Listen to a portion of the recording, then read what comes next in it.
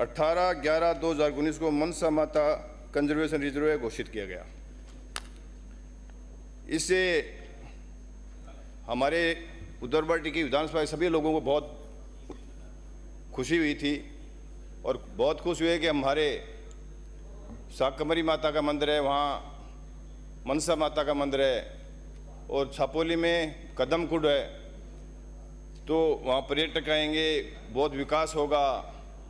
लेकिन उसके ठीक विपरीत जिस प्रकार से बाड़मेर में रिफाइनरी लगी, लोग बहुत खुश हुए कि हमारे को वहाँ स्थानीय लोगों को रोज़गार मिलेगा और लाखों पेड़ लगेंगे। न तो पेड़ लगे न रोज़गार मिला, बल्कि वहाँ तेल भी कम होने लग गया। वही सेम स्थिति मेरी उदरबट्टी की हुई कि वहाँ मनसा माता कंजर्वेशन वन विभाग में लिखित रिपोर्ट के अनुसार 2018 से 23 तक 3,390 हेक्टेयर में कुल 11,28,000 पेड़ लगाए गए। राज्य सरकार की से 811,75,000 रुपये खर्च किए गए। महोदय, मैंने प्रश्न के उत्तर में जवाब मिला कि कितने पेड़ जीवित हैं। रिपोर्ट आई कि 7,17,609 पेड़ जीवित हैं। वहाँ जो पेड़ लगाए गए वो देसी बबूल, बेर, रोज, टार्टलिस, शीशम, बांस, आम, लेसवा, बड़, पीपल, तलाश, खिरनी, पापड़ी, गोंदी। तो मैं मंत्री महोदय मैं कहना चाह रहा हूँ कि जो ये पेड़ जो बोल रहा हूँ मैं, रोज, शीशम, बांस पेड़, या तो है नहीं या कोई पेड़ लगाए हुए हैं तो लोकल लोगों ने लगाए, वहाँ फॉरेस्ट डिपार्टमेंट के वहाँ कोई ये पेड़ जीवित नहीं है। जो 7,17,000 पेड़ बता रहे हैं, जब आज की तारीख में लोग जो अधिकारी हमारे कितने विश्वास से जवाब दे रहे हैं, आप इनकी मैं निवेदन करूंगा आपको कि इनकी उच्च स्तरीय जांच करवाएं कि ये पेड़ हैं या नहीं। हकीकत है, ये बात में हकीकत है, पेड़ नहीं है वहाँ। और पेड़ उसमें भी जांच में भी आप कोई वीडियोग्राफी या ड्रोन या हम लोकल जनप्रतिनिधि हैं, तो जब आपकी टीम जाए तो हमको शामिल कर लें तो वास्तविक स्थिति सामने आ जाएगी।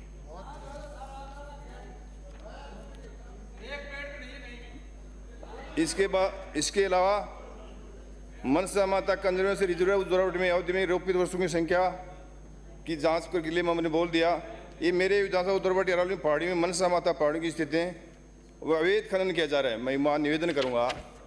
इसके लिए मैंने प्रश्न लगाया, मैंने कहा कितने प्रकरण दर्ज हुए, तो मात्र उनमें 22 प्रकरण दर्ज हुए 5 साल में। और हकीकत वह यह है कि वहाँ पहाड़ के पहाड़ गायब हैं, आज भी वहाँ मौजूद है, वहाँ सभापति महोदय वहाँ जगह मौजूद है।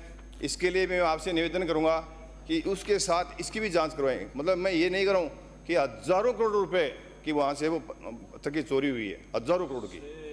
तो मेरा निवेदन आपसे ये रहेगा कि इसके साथ ही वहाँ दीवार बनाई गई, चारद्वारी बनाई गई, तलैया बनाई, झोंपड़े बनाई, वो जो सब बताए उसके मुताबिक नहीं है। अधिकारी जानबूझ के और मन में पता नहीं क्या उनकी मनसा है, गलत जवाब दे रहे हैं। तो मैं निवेदन एक भी करूंगा सर, सभापति महोदय, ये जो अधिकारी मनमर्जी से जवाब दे रहे हैं उनकी जांच कराई जाए और गलत हो तो उनके खिलाफ कार्रवाई की जाए कि मनमर्जी से जवाब दे रहे हैं। इसके साथ मैं ये जो हमको खुशी थी बता रहा था कि हमको वहाँ बहुत रोजगार मिलेगा कंजर्वेशन से, मनसा माता से, हुआ उल्टा। बिना किसी तैयारी के, तारबंदी के वहाँ पेंत्र छोड़ दिए गए। और वो वहाँ मेरे ड्राई बेल्ट है, हमारे खेती तो रही नहीं, लोग पशुपालन से अपना पेट पालते थे, तो पशुपाल करके वो पेट पालते थे। वहाँ पेंत्र छोड़ने के कारण से वो सारे पेंत्र गांव में घूमते हैं। हमारे पूरी बकरियां, भेड़ सारी बेच दी गई या पेंत्र खा गए। आज की स्थिति इतनी भयंकर है वहाँ कि लोगों के पास कोई रोजगार नहीं है। और वो बकरी या भेड़ जो मरती है खा जाते हैं, वो हमारे घरों में आके खाते हैं। जंगल तो दूर की बात है, जंगल में जाना छोड़ दिया। कोई हमारे रेवट थे, जितने भी हमारे पाल बेचारे किसान थे, मजदूर थे, लोग जो भेड़ बकरियाँ पालते थे वो तो गायब हो गई। जो घर में हम पालते हैं वहाँ भी पेंथर आके खा जाते हैं। और वो सरकार क्या देती है उसके बदले, 3,000 रुपये।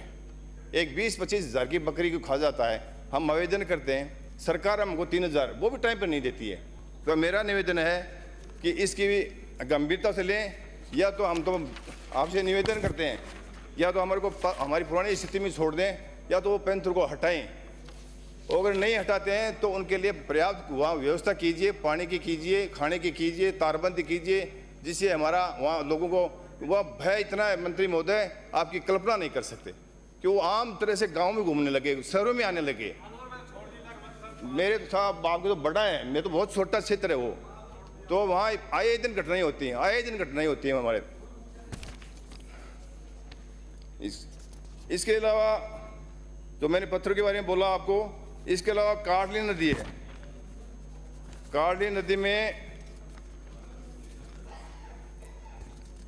प्रदूषण की बात कर रहा हूं मैं, तो काडली नदी में सर एनजीटी घोषित होगी, कलेक्टर को पावर दे दिए, टीम बना दी गई। इसके अलावा वहाँ साहब जो गुंडागर्दी, भूमाफिया, बद्री माफिया की बात कर रहा हूँ मैं, वो इस तरह का वातावरण होता है वहाँ, प्रदूषण इतना, पर्यावरण की बात करता हूँ मैं, इतने एलएनटी चलते हैं, इतने डंपर चलते हैं, इतने वो तो, और जब मैं बोलता हूँ जाति विशेष को टारगेट करके, और वो लोग 1-2 ट्रॉली उनको पकड़ते हैं, वो उनकी नीयत में इतना खोट है कि वो भगवान राम सैनी बोल रहा है, तो उनके कहने से जो मेरे कार्यकर्ता मान लो, मेरे और कोई मान लो, तो उनको जाके वो 1-2 को मुश्किल से, बाकी वहाँ हजारों ट्रॉलियाँ, ट्रैक्टर और डंपर जाते हैं, हजारों।